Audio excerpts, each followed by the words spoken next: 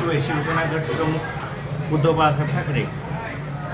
मला काय म्हणायचं होतं की जो न्यायदेवतेवरचा विश्वास आहे तो लोकांचा पूर्णपणे उडालेला आहे। कारण का तर लहान मुलाला जर विचारलं तर ते शिवसेना कोणाची म्हणलं तर उद्धव बाळासाहेब ठाकरे यांचीच म्हणणार, का तर त्यांच्या वडिलांनीच हे पक्ष स्थापन केलेलं आहे।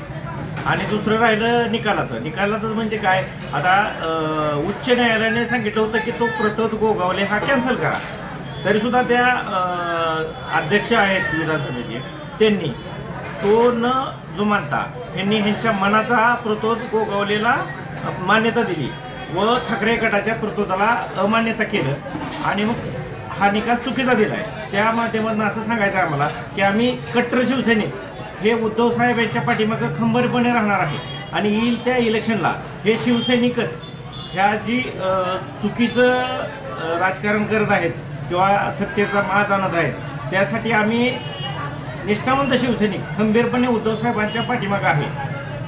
आणि दुसरं असं की जो पक्ष फोडला आहे तो पक्ष त्यावेळेस आमचे आता 54 आमदार होते, पण आमचं आता असं म्हणणं आहे की सर्व शिवसैनिकांचं कमीत कमी 110 तरी आमदार आमचे स्वबळावर येतील।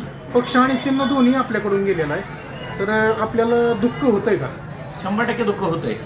का तर ज्या माणसाने म्हणजे बाळासाहेब ठाकरे यांनी जो पक्ष स्थापन केला 1966 साली, तेव्हापासून आजपर्यंत तो ठाकरेच्याच आधिपत्याखाली चाललेला आहे। आणि आज जी ही घराणेशाही म्हणतात ना, तर त्यांचा मुलगा स्वतः खासदार आहे, त्यांचा भाऊ एक नगरसेवक आहे, स्वतः आता आमदार म्हणून मुख्यमंत्री झाले। मग ह्याची घराशाही नाही का? आणि जे भाजपनं केलं हे 100% चुकीचं आहे। आणि जे भाजपला वाटतंय का की शिंदे आल्यानंतर आपण भाजप माझ्या हिशोबानं लोकसभेला 15 जागापर्यंत सर्व पक्ष मिळून जाईल त्यांचा महायुती म्हणून, पण आमची महाविकास आघाडी जी आहे का कमीत कमी 30 ते 32 जागा 100% निवडून येते लोकसभेच्या।